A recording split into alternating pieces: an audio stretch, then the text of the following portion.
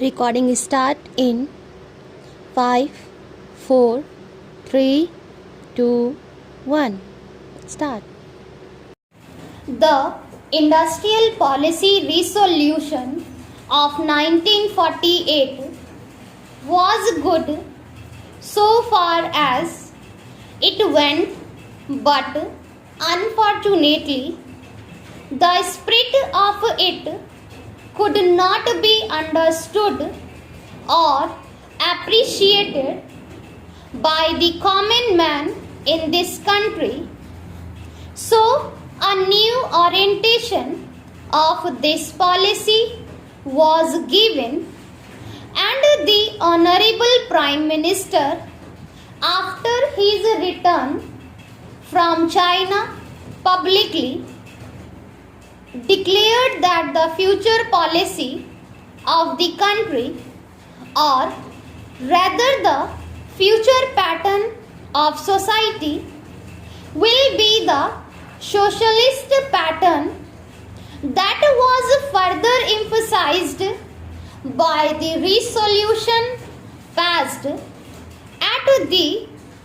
Awadi session of the Congress and later reiterated by Shri Debhar, President of the Indian National Congress. I am very glad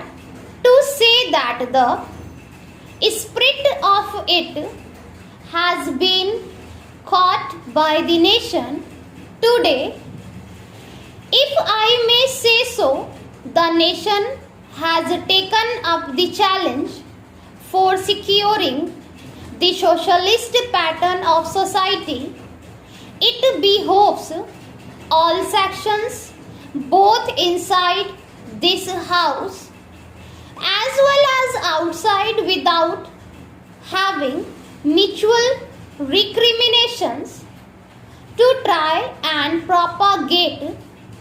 in a sincere manner and establish the socialist pattern of society indicated by the statement of the great leaders of our country. It may be relevant and pertinent if I refer to a few sentences from the memorandum presented on the 4th June 1999 by our Prime Minister, who was the chairman of the All India Planning Committee, which came into existence when there was full autonomy in the states. On pages 39 and 40 of that report, he stated, "It is clear that the drawing up of a comprehensive national plan becomes clearly an academic exercise with no relation to reality unless the planning authority or those to whom it is responsible are in a position to give effect to the plan.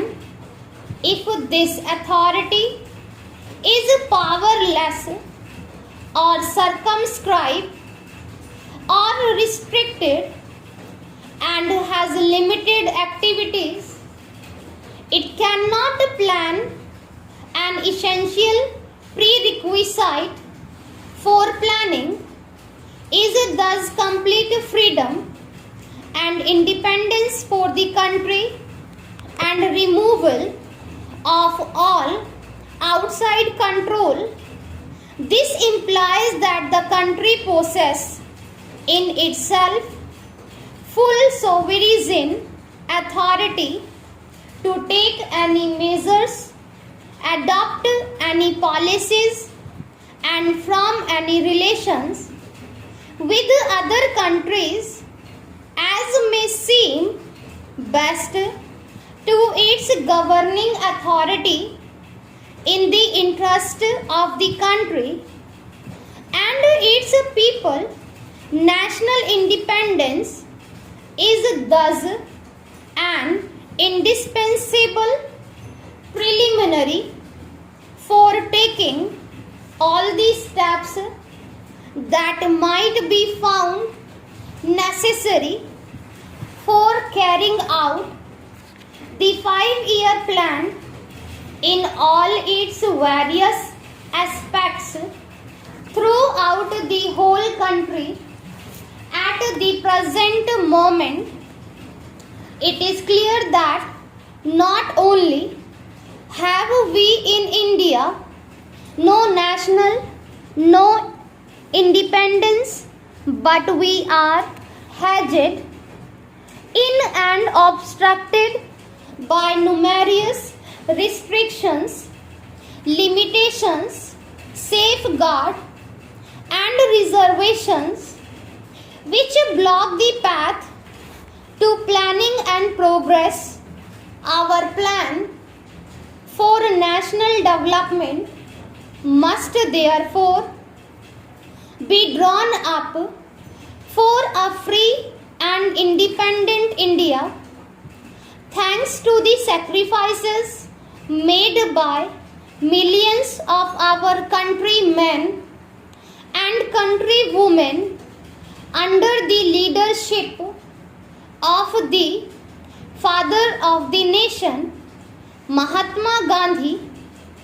We have today secured complete sovereign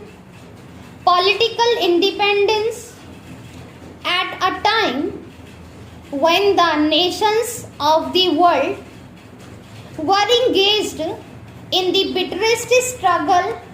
using all the weapons of destruction. If therefore we have secured political independence during the period of a quarter of a century, it should not be difficult, especially when we are today masters in our own country, to secure a socialist pattern of society, as has already been indicated, but it requires the assistance, the propaganda, the active work of all those who are interested in this. I am sure so long as my honorable friends, the minister, the deputy minister and the other minister who represent the Commerce and Industry Ministry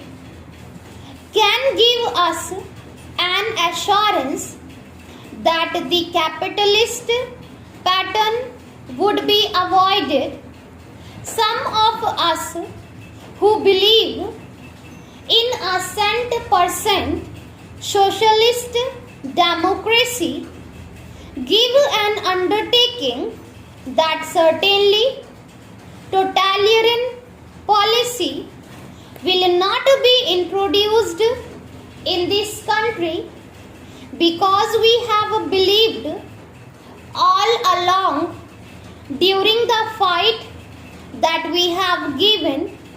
to the British government when we secured political independence, that we shall try to maintain democracy undiluted and a socialist democracy. At that, I am absolutely certain that in this country of ours, liberty of thought, liberty of speech and liberty of action will be guaranteed to every citizen to express his views in the manner he pleases. I therefore assure my honorable friend that so long as we do not in the garb of a socialistic pattern, support a capitalist pattern system, India will stand 100% for a socialist democracy. Now, luckily for us, the fundamental rights of the Constitution have declared that a citizen would be assured of many of the social amenities which will give reasonable comfort from the womb to the grave, but mere enunciation, as I have said many times, will not satisfy the common man unless the saying is put into effect. I am absolutely certain, therefore, that so long as there is a determination on the part of our countrymen, we will be in a position to secure a socialist pattern of society. It is not even possible to draw up a plan on any other basis.